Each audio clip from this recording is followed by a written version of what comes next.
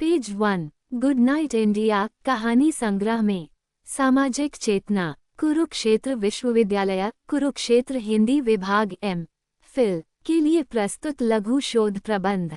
निर्देशिका Pushpa Rani D Litt, senior professor, Hindi विभाग, कुरुक्षेत्र विश्वविद्यालय, कुरुक्षेत्र हिंदी विभाग, कुरुक्षेत्र विश्वविद्यालय, कुरुक्षेत्र।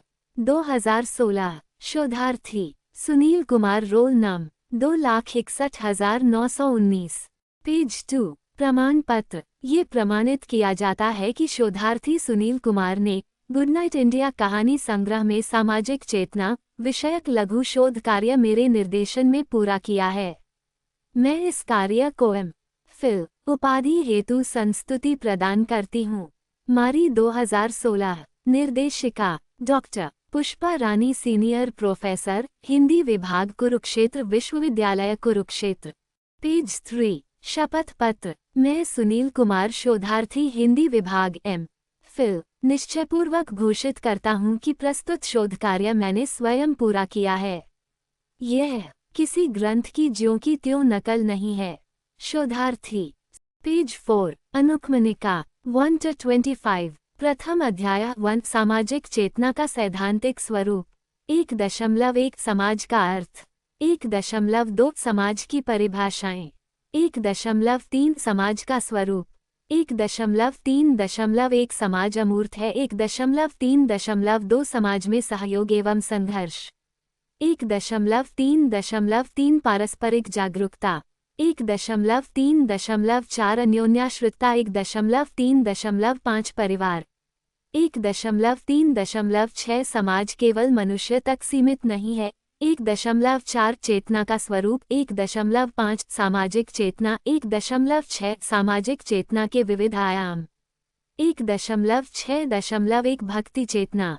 1.6.2 राजनीतिक चेतना। 1.6.3 दार्शनिक चेतना। 1.6.4 नैतिक चेतना। 1.6। पेज 5। 26-45। द्वितीय अध्याय 2। प्रमोद कुमार शर्मा का व्यक्तित्व। 2.1 एक कथा का प्रसंग। 2.2 जन्म एवं परिवार। 2.3 शिक्षा। 2.4 मंच से जुड़ाव। 2.5 सृजन। 2.6 उद्घोषक के रूप में। 2.7 विवाह। 2.8 संप्रति। 46-66। तृतीय अध्याय 3। श्री प्रमोद कुमार शर्मा का रचना संसार। 3.1 साहित्य प्रसव। 3.2 काव्य संग्रह। 3.2.1 सड़क पर उतरेगा ताजमहल। 3.2.2 बीज। 3.3 कहानी संग्रह। 3.3.1 सच तो ये है। 3.3.2 आदमी हार गए। पेज 6। 3.3.3 छुपी हुई लड़की। 3.4 उपन्यास। 3.4.1 क्लॉड ईथरली। 3.5 राजस्थानी साहित्य। 3.5.1 सावट कावट कहानी संग्रह। 3.5.2 बोली तू सुरता काव्य संग्रह। चतुर्थ अध्याय 67-89। 4 गुड नाइट इंडिया कहानी संग्रह में संकलित कहानियों का संक्षिप्त परिचय। 4.1 गुड नाइट इंडिया। 4.2 युद्ध। 4.3 बैकग्राउंड म्यूजिक। 4.4 आपको शायद पता नहीं। 4.5 नामुराद। 4.6 पूसी कैट। 4.7 दूध की बोतल। 4.8 एकमात्र एकाग्रता। 4.9 गिटार। 4.10 बेदखली। 4.11 नाम में क्या। पेज 7। 90-111। पंचम अध्याय 5 गुड नाइट इंडिया कहानी संग्रह में सामाजिक चेतना के विविध आयाम। 5.1 गुड नाइट इंडिया कहानी संग्रह में राजनैतिक चेतना के विविध आयाम। 5.1.1 गुड नाइट इंडिया कहानी संग्रह में भ्रष्टाचार का चित्रण। 5.1.2 गुड नाइट इंडिया कहानी संग्रह में भाई भतीजावाद का चित्रण। 5.2 गुड नाइट इंडिया कहानी संग्रह में आर्थिक विविध आयाम। 5.3 गुड नाइट इंडिया कहानी संग्रह में सामाजिक चेतना के विविध आयाम। 5.3.1 गुड नाइट इंडिया कहानी संग्रह में नैतिक चेतना उपसंहार 112 to 114, परिशिष्ट 115 to 116, आधार ग्रंथ, सहायक ग्रंथ, कोश ग्रंथ, पेज 8। प्रथम अध्याय सामाजिक चेतना का सैद्धांतिक स्वरूप। आधुनिक युग में समाज के बिना मनुष्य जीवन की कल्पना करना सर्वथा अनुचित है। समाज अत्यंत व्यापक, प्रचलित और परिचित शब्द है। इसे प्रत्येक व्यक्ति अलग अलग अर्थ में प्रयोग करता है। कभी कभी किसी विशेष जाति या समूह को समाज कहकर संबोधित किया जाता है तो कभी संपूर्ण मानव जाति को ही समाज कहा जाता। मनुष्य ही केवल ऐसा प्राणी नहीं जो समाज में रहता है। अनेक प्रकार के प्राणी समाज में रहते हैं, तथापि यह सत्य है कि मनुष्य अपने को ऐसा प्राणी मानता है जो अपने समाज को अन्य समाजों से भिन्न रूप में बनाता है। वे अपने निरालेपन के प्रति जागरूक ही नहीं, अपने तौर तरीकों की व्याख्या भी करते हैं। वे कहते हैं कि मनुष्य में आत्मा है जबकि जानवरों में आत्मा नहीं है। ये सर्वव्यापक विचारधारा नहीं है। भारतीय विचारधारा के अनुसार समस्त प्राणियों में आत्मा है तथा मनुष्य भिन्न स्तर की बुद्धि रखता है और अनेक विभिन्नताएं भी है जो मनुष्य को पशुओं से अलग करती है। मानव और पशु समाज में विभिन्नताओं के बाद समाज के अर्थ। 1. विद्याभूषण समाज शास्त्र के सिद्धांत पृष्ठ 1 पेज 9 को जानना जरूरी है। समाज का शब्दकोशीय अर्थ है जन समूह, साथी, सामाजिक समुदाय, व्यक्तियों का संगठन, रहने का सामाजिक तरीका, दूसरों के साथ मिलकर रहना आदि। इस प्रकार समाज का अर्थ व्यक्तियों के एक छोटे समूह से बृहत समुदायों तक है जो ग्राम या नगर या संपूर्ण विश्व समुदाय तक फैला है। और इस प्रकार के समाज वैज्ञानिक हैं जो कि सांस्कृतिक तत्वों जैसे सामाजिक मानदंड, विश्वास, दर्शन आदि को समाज होने के लिए महत्व देते हैं, क्योंकि समाज इनके बिना नहीं बन सकता है। यहाँ इस बात को समझना जरूरी है कि समूह और सामाजिक समूह, समिति, समुदाय और समाज शब्दों में महत्वपूर्ण अंतर है। समाजशास्त्र में इसका क्या अर्थ है, पाठक के मन में स्पष्ट होना चाहिए। समाज केवल व्यक्तियों का एकत्र होना नहीं है जो कि देववशात पास पास आ गए हैं, अपितु सभी समाज कुछ संगठन व्यवस्था या क्रमबद्ध व्यवस्था रखते हैं जिसको कि वे परस्पर संबंधों से बनाए रखते हैं। जैसे कि प्रोफेसर किंसले डेविस ने कहा है कि बाहरी दशाओं के कारण निष्क्रिय मनुष्यों का एकत्रीकरण समाज का निर्माण नहीं करता है। उदाहरण के लिए बाढ़ के कारण पशुओं, कीड़ों का इकट्ठा हो जाना आदि समाज को नहीं बनाते हैं। समाजशास्त्र में समाज शब्द का प्रयोग एक विशद मानव पेज 10 के लिए होता है जो कि सार्वभौमिक एवं व्यापक है तथा जिसकी सीमाएं निश्चित नहीं है, तथा एक समाज या सामाजिक समूह शब्द का प्रयोग व्यक्तियों के समूह के लिए होता है जो कि एक निश्चित संबंधों या व्यवहार के प्रकारों से जुड़े हैं तथा जो उन्हें दूसरों से पृथक करता है जो कि उन संबंधों से अलग है या व्यवहार में उनसे भिन्न है। द सोसाइटी या समुदाय शब्द का प्रयोग उस समूह के लिए होता है जो कि एक निश्चित भूभाग में रहते हैं और जीवन की गतिविधियों के लिए नियमों की सामान्य व्यवस्था रखते हैं। 12. इस प्रकार हम कह सकते हैं कि समाज शब्द व्यक्तियों के सामाजिक संबंधों की अपेक्षा किसी विशिष्ट अंतः समूह के सदस्यों तथा व्यक्तियों के लिए प्रयुक्त होता है। कभी कभी इस शब्द का प्रयोग संस्थाओं के अर्थ में किया जाता है जब हम आर्य समाज अथवा ब्रह्म समाज शब्दों का प्रयोग करते हैं। इस प्रकार प्रयुक्त समाज शब्द अमूर्त की अपेक्षा मूर्त मानकों की अपेक्षा विशिष्टों का बोध कराता है। समाज शास्त्र में समाज शब्द का अर्थ व्यक्तियों के समूह से नहीं है, अपितु उनके मध्य उत्पन्न अंतःक्रिया की जटिल प्रणाली से है। मनुष्यों का महत्व केवल सामाजिक संबंधों के अभिकरणों के रूप में ही है। वे वस्तुएं है। समाज अमूर्त है, ये वस्तु की विद्याभूषण समाज शास्त्र के सिद्धांत पृष्ठ 100 पेज 11 अपेक्षा प्रक्रिया संरचना की अपेक्षा गति है। समाज का महत्वपूर्ण तत्व संबंधों की व्यवस्था अंतःक्रिया के मानकों का प्रतिमान है जिसके द्वारा समाज के सदस्य अपना निर्वाह करते हैं। कुछ लेखक समाज शब्द में मनुष्यों के केवल उन्हीं संबंधों को सम्मिलित करते हैं जो समितियों में संगठित नहीं होते, समाज की परिभाषा में सम्मिलित नहीं किया जा सकता। परंतु समाज की ऐसी व्याख्या अपूर्ण है क्योंकि असंगठित वैयक्तिक संबंध जो संगठनों के निर्माण को जन्म देते हैं के अध्ययन को समाजशास्त्र के अध्ययन में भुलाया नहीं जा सकता। कुछ समाजशास्त्रियों का विचार है कि समाज का अस्तित्व तभी कायम होता है जब इसके सदस्य एक दूसरे को भली प्रकार जानते हों एवं उनके सम्मिलित हित अथवा उद्देश्य हों। इस प्रकार यदि दो व्यक्ति रेलगाड़ी में यात्रा कर रहे हों तो उनका एक ही डिब्बे में सह अस्तित्व एक ही स्थान पर एक ही समय में एक साथ होना समाज का निर्माण नहीं करता, परंतु ज्यों ही वे एक दूसरे को जान जाते हैं उनके बीच समाज तत्व का निर्माण हो जाता है। पारस्परिक जागरूकता की यह धारणा गिंडिग्स की समाज विषयक परिभाषा में निहित है। उनके अनुसार समाज समान मानसिक चेतना युक्त व्यक्तियों का समूह है जो अपनी समाज मानसिकता से परिचित है तथा इसमें आनंद हेतु मिलकर काम करते हैं। परंतु समाज की परिभाषा को पारस्परिक पेज 12 जागरूकता के तत्व से बांध देना असुविधाजनक है, क्योंकि अप्रत्यक्ष एवं अचेतन संबंधों का भी सामाजिक जीवन में अत्यधिक महत्व है। 1.1 समाज का अर्थ। समाज शब्द की व्युत्पत्ति सम, उपसर्ग, अज, धातु और धम प्रत्यय जोड़ने से हुई है, जिसका अर्थ है मंडल, गोष्ठी, संग्रह, समिति, समुच्चय, दल आदि। सामान्यतः साधारण बोलचाल की भाषा में हम समाज शब्द को जनसमूह के लिए प्रयुक्त करते हैं। समाज एक व्यक्तियों के समुदाय को कहते हैं जिसमें रहने वाले व्यक्ति किसी न किसी दिशा में उद्देश्य कार्य करते हैं। ऐतिहासिक एवं भौगोलिक रूप से समाज का धीरे धीरे विकास होता है। अंडस्को व्यक्ति समाज की इकाई होता है। व्यक्ति के बिना समाज निरर्थक है। जब हम स्त्री समाज, पुरुष समाज, हिंदू समाज, कृषक समाज जैसे शब्दों का प्रयोग करते हैं तो हमारा आशय उन्हीं विशिष्ट वर्ग के लोगों की तरह इंगित होता है। मानक हिंदी कोश में कहा गया है, समाज बहुत से लोगों का गिरोह या झुंड है।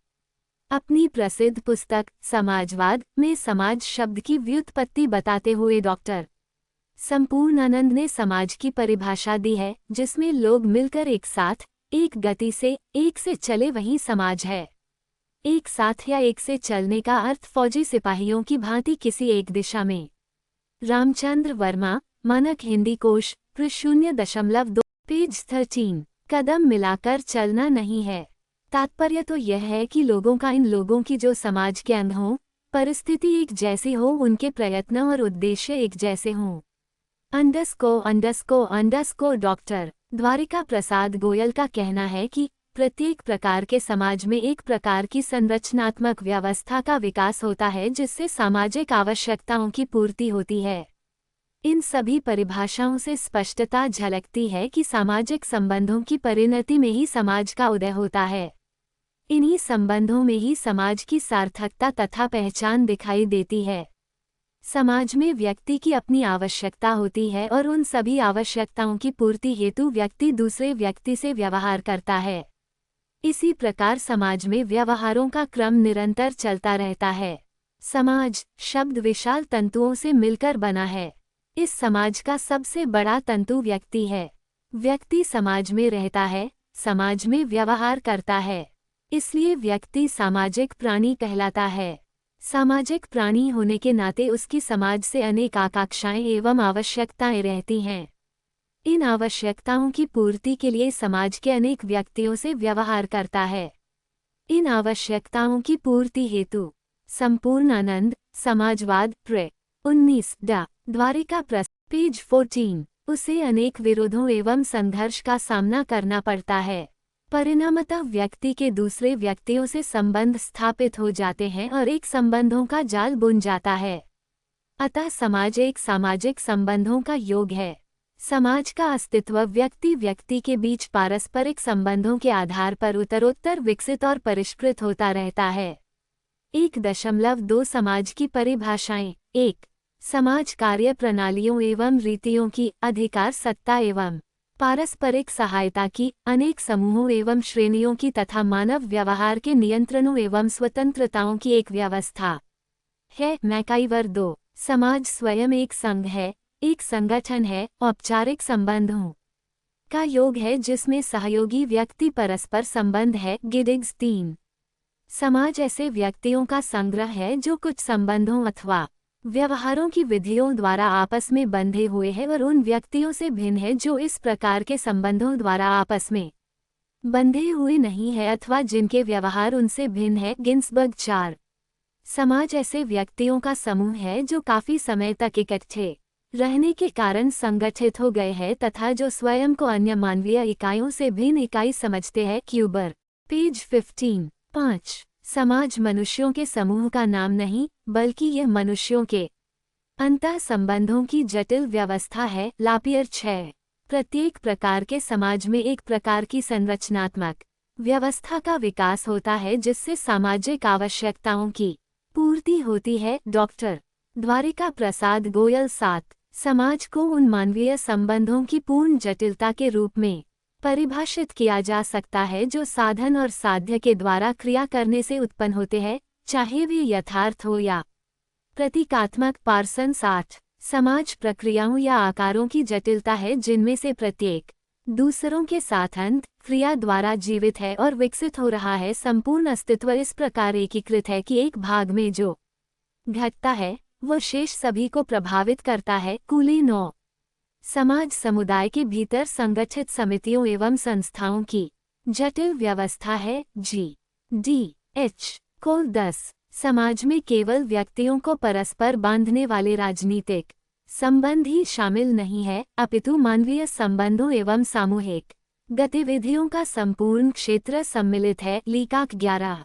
समाज मनुष्यों, स्त्रियों एवं बच्चों का स्थायी पेज 16 समूह है जो अपने सांस्कृतिक स्तर पर प्रजातीय चिरस्थायीकरण एवं अनुरक्षण की प्रक्रिया को स्वतंत्र रूप से चलाने की स्थिति में है। हॉकिंस 12। जिसमें लोग मिलकर एक साथ एक गति से एक से चलें वही समाज है। एक साथ या एक से चले का अर्थ फौजी सिपाहियों की भांति किसी एक दिशा में कदम मिलाकर चलना नहीं है। तात्पर्य तो यह है कि लोगों का इन लोगों की जो समाज के अंग हों, परिस्थिति एक जैसी हो, उनके प्रयत्न और उद्देश्य एक जैसे हों। डॉक्टर संपूर्णानंद 11। समाज एक अमूर्त धारणा है जो एक समूह के सदस्यों के बीच पाए जाने वाले आपसी संबंधों की संपूर्णता का बोध कराती है। रयूटा। इस प्रकार समाज की परिभाषाएं दो प्रकार की है, अ प्रकार्यात्मक परिभाषाएं तथा ई संरचनात्मक परिभाषाएं। प्रकार्यात्मक दृष्टि से समाज समूहों का सम्मिश्रण है जो पारस्परिक संबंधों में बंधे हुए हैं, जो एक दूसरे पर अंतःक्रिया करते हैं, जो मानवीय संगठनों को अपनी गतिविधियां चलाने के योग्य बनाते हैं तथा प्रत्येक व्यक्ति को अपनी इच्छाएं पूरी करने एवं अपने साथियों के साथ विद्याभूषण समाजशास्त्र के सिद्धांत पृ 068 पेज 17 मिलकर अपने हितों को प्राप्त करने में सहायता करते हैं। संरचनात्मक दृष्टि से समाज जनरीतियों, रूढ़ियों एवं संस्थाओं, आदतों, भावनाओं एवं आदर्शों की संपूर्ण सामाजिक बबौती है। गिन्सबर्ग, गिडिग्स एवं क्यूबर ने समाज का संरचनात्मक दृष्टिकोण अपनाया है जबकि मैकाइवर एवं अन्य लेखकों ने व्यापक दृष्टिकोण अपनाया है और इसकी परिभाषा में व्यक्तियों की विभिन्न गतिविधियों एवं उनके पारंपरिक संबंधों को सम्मिलित करते हैं। मनुष्य एक सामाजिक प्राणी है और अपनी प्रकृति को एक जैसे संगठन के निर्माण और पुनर्निर्माण करने में व्यक्त करता है जो उसके व्यवहार का अनेक प्रकार से मार्गदर्शन के मानदंड निश्चित करता है जिन्हें वे अपनाते हैं और बनाए रखते हैं। मानव इतिहास ने समाज में चाहे जैसी भी अपूर्णताओं एवं अत्याचारों को प्रदर्शित किया हो, किंतु जीवन की प्रत्येक पूर्ति के लिए यह एक आवश्यक स्थिति है। समाज कार्य प्रणालियों और चलनों का अधिकार, सत्ता और पारस्परिक सहायता की अनेक समूहों व श्रेणियों की तथा मानव व्यवहार के नियंत्रणों अथवा स्वतंत्रताओं की एक व्यवस्था है। इस निरंतर परिवर्तनशील व जटिल व्यवस्था को हम समाज कहते हैं। ये सामाजिक संबंधों का एक तानाबाना है और सदा बदलता रहता है। समूह, समुदाय और समाज में अंतर स्पष्ट करने पेज 18 के अंतर स्पष्ट करने के बाद समाज के शब्द को और अधिक स्पष्ट करने के लिए हमें श्री बारकर की परिभाषा को भी समझना होगा। उनके अनुसार समाज शब्द से अभिप्राय स्वैच्छिक संगठनों या समितियों के समुच्चय से है जो कि राष्ट्र में है, और वे भी समितियां जो कि राष्ट्र की सीमाओं से परे भी दूसरे राष्ट्रों में फैली हुई है, अपने सभी विभिन्न उद्देश्यों और संस्थाओं के साथ इनमें आती है। सबको साथ लेकर और संपूर्ण मानकर समितियां सामाजिक तत्व बनाती है जो कि सामान्य और विशद समाज शब्द से जाना जाता है। समाजशास्त्र शब्दकोश के अनुसार समाज मनुष्यों का एक समूह है जो अनेकों महत्वपूर्ण लक्ष्यों की पूर्ति में सहभागी है, मुख्य रूप से स्वयं को बनाए रखने और स्वयं को चिरस्थायी रखने के उद्देश्यों की पूर्ति करता है। समाज की अवधारणा में निरंतरता, जटिल समिति या संबंध तथा एक संगठन जिसमें आधारभूत मनुष्यों के प्रकार के प्रतिनिधि विशेष रूप से मनुष्य, औरतें और बच्चे आते हैं। अंडस्को यह मूलभूत तथा विस्तृत मानव समूह है। इसको अस्थायी, अप्रतिनिधित्व या औसत समूह जैसे भीड़, पानी के जहाज के यात्री, खेल के दर्शक या सेना के पड़ाव के समूहों से एकदम अलग मानना चाहिए। मैकाइवर तथा पेज के अनुसार समाज रीतियों तथा कार्य पेज 19 का अधिकार तथा पारस्परिक सहयोग की, अनेक समूहों तथा विभागों की, मानव व्यवहार के नियंत्रणों तथा स्वतंत्रताओं की व्यवस्था है। इस सदैव परिवर्तित होने वाली एवं जटिल व्यवस्था को हम समाज कहते हैं। ये सामाजिक संबंध का जाल है और सतत परिवर्तित होता है। इस प्रकार यह स्पष्ट है कि समाज शब्द का प्रयोग व्यापक अर्थ में किया जाना चाहिए। ये संरचनात्मक तथा प्रकार्यात्मक दोनों प्रकार का संगठन है। इसमें व्यक्तियों की पारस्परिक अंतःक्रियाएं तथा उनके पारस्परिक अंतः संबंध सम्मिलित होते हैं, परंतु यह इन संबंधों द्वारा निर्मित एक संरचना भी है। यह एक प्रतिमान, एक व्यवस्था है, न कि व्यक्ति। जिन लेखकों ने इसकी परिभाषा व्यक्तियों का एक समूह कहकर की है, उन्होंने समाज की परिभाषा न करके एक समाज के अर्थ में इसकी व्याख्या की है। दूसरे शब्दों में, जब समाज शब्द का प्रयोग व्यक्तियों के लिए किया जाता है तो समाजशास्त्रीय दृष्टि से इसे एक समाज या पश्चिमी समाज जैसे शब्दों का प्रयोग करते हैं तो हमारा मंतव्य भारत या पश्चिम के जनसमूह विशेष की विशेषताओं को इंगित करना होता है। इस जनसमूह विशेष को हम समाज नहीं कहेंगे, क्योंकि समाज तो सामाजिक संबंधों का अमूर्त ज्ञान है, व्यक्तियों का मूर्त समूह नहीं। समाज मनुष्यों का केवल एकत्रीकरण ही नहीं, अपितु इसमें संबंध पेज 20 कुछ व्यवस्था है और इससे अधिक है। 1.3 समाज का स्वरूप मानव समाज के अन्य प्राणियों से भिन्न है। मानव के अंदर कुछ ऐसी विशिष्टताएं हैं जो उसे अन्य प्राणियों से इतर करती है। जैविक या शारीरिक क्षमता ही कारण नहीं, बल्कि अन्य प्राणियों में इतर घोषित करने वाला आधार बुद्धि है, जिसके फलस्वरूप मानव बोलना, लिखना, पढ़ना और पढ़कर समझना या तर्क वितर्क कर सकता है। सभ्यता के विकास में मानव ने अहम भूमिका अदा की। उसने अपने जीवन को सुखी व समृद्ध बनाने के लिए अनेक आविष्कार किए, जिससे उसने अपने जीवन को ही सुखी नहीं किया वरन संपूर्ण विश्व की दूरी भी कम कर दी। इस विकास प्रक्रिया में मनुष्य एक से दूसरे के संपर्क में आया, जिससे समाज की नींव पड़ी और समाज का अस्तित्व उभरा। व्यक्तियों के समूह को समाज कहते हैं। समाज केवल व्यक्ति समूह के रूप में ढांचा मात्र नहीं है, बल्कि इसके अंतर में एक प्रक्रिया और गतिशीलता विद्यमान रहती है। ये प्रक्रिया और गतिशीलता समाज में रहने वाले लोगों में उत्पन्न संबंध, पद्धति और अंत क्रियाओं में जन्मे नियमों या बंधनों के रूप में स्वयं को रूपायित कर। पेज 21 समाज सामाजिक संबंधों पर आधारित एक गतिशील व्यवस्था का नाम है। इस व्यवस्था के रूप में समाज के तत्वों का उल्लेख किया गया है। 1.3.1 समाज अमूर्त है। समाज सामाजिक संबंधों का जाल है। सामाजिक संबंधों के न तो मूर्त रूप में देखा जा सकता है और न ही वह हाथ से स्पर्श करने योग्य है। हम केवल संबंधों के विषय में कल्पना का अनुभव कर सकते हैं, इसलिए समाज अमूर्त है। 1.3.2 समाज में सहयोग एवं संघर्ष। सामाजिक जीवन परस्पर सहयोग पर आधारित है। इसके साथ ही हम यदि समाज के इतिहास का अवलोकन करें तो समाज में संघर्ष की प्रकृति सदैव रही है। समाज की उत्पत्ति ही संघर्ष में दिखाई देती है। इस प्रकार सहयोग एवं संघर्ष के सम्मिलित रूप में ही समाज का निर्माण हुआ है। 1.3.3 पारस्परिक जागरूकता।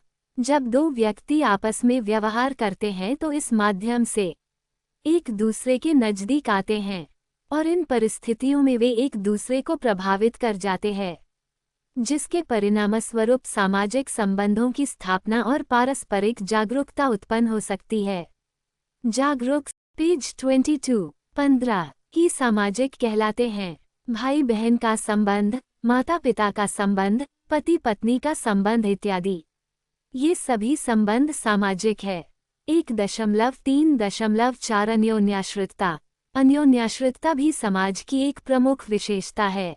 मानव की कुछ आवश्यकताएं होती हैं जिनसे वह समाज में जीवन निर्वाह करता है।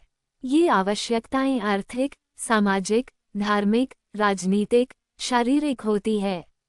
सामाजिक व सांस्कृतिक आवश्यकताएं मानव को सामाजिक प्राणी बनने के लिए मजबूर करती हैं। जन्म की प्रारंभिक अवस्था में मानव का अपने माता पिता एवं परिवार के सदस्यों पर निर्भर रहना पड़ता है।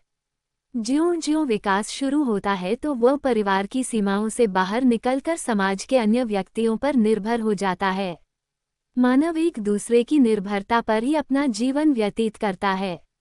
1.3.5 परिवार समाज की एक महत्वपूर्ण इकाई है। परिवार समाज का प्राथमिक समूह है। परिवार का निर्माण विवाह के परिणाम स्वरूप होता है। श्री रामनारायण यादवेद्रम के अनुसार परिवार स्वाभाविक प्रेम के आधार पर टिका हुआ है। उसका मुख्य प्रयोजन शैशवकाल में बाल बालिकाओं का भरण पोषण, परंतु साथ ही साथ परिवार प्रेम, सहानुभूति, मातृ प्रेम, पितृ प्रेम और मानव प्रेम की आरंभिक शिक्षा पेज 23 प्रदान करता है। परिवार मानव शिक्षा की प्रारंभिक पाठशाला है। परिवार का मूलाधार है दाम्पत्य संबंध। 1.3.6 समाज केवल मनुष्य तक सीमित नहीं। सामाजिक संबंधों के निर्माण का आधार सामाजिक जागरूकता है। जहाँ भी ये संबंध पाए जाते हैं वहाँ समाज का निर्माण संभव है। मनुष्यों के संबंधों की भांति विश्व के अन्य सभी प्राणी भी संबंध बनाकर रहते हैं। छोटे से छोटे जीव से लेकर बड़े से बड़ा जीव भी संबंध बनाकर रहता है। अतः ये कहना तर्कसंगत प्रतीत नहीं होता कि समाज केवल मनुष्यों तक ही सीमित है। वास्तव में अन्य प्राणियों का भी अपना समाज होता है। वास्तव में जहाँ जीवन है वहाँ समाज है। 1.4 चेतना का स्वरूप अंडस्को चेतना शब्द एक बड़ी व्यापकता धारण किए हुए है। सामान्यतः चेतना शब्द के लिए विभिन्न अर्थ प्रचलित है। चेतना का अर्थ 1 बुद्धि, 2 मनोवृत्ति, 3 ज्ञानात्मक मनोवृत्ति, 4 स्मृति, सुधि याद, 5 चेतनता, चैतन्य संज्ञा, होश। अंग्रेजी में चेतना का समानार्थी शब्द कॉन्शसनेस है।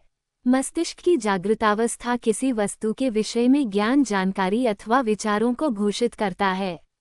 किसी आंतरिक। श्री रामनारायण यादवेद्र, भारतीय नीति विज्ञान, पृष्ठ 0162 संप श्यामसुदन दास, हिंदी शब्दसागरा, दूसरा खंड, पृष्ठ 01,028 पेज 24 17 मनोवैज्ञानिक अथवा आंतरिक ज्ञान की प्राप्ति चेतना है।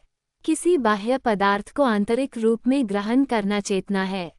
विचारों, दृष्टिकोणों एवं भावनाओं का वह समूह जिसके प्रति वर्ग समूह या व्यक्ति एक समय या कारण विशेष में जागरूक हो, उसे चेतना कहते हैं।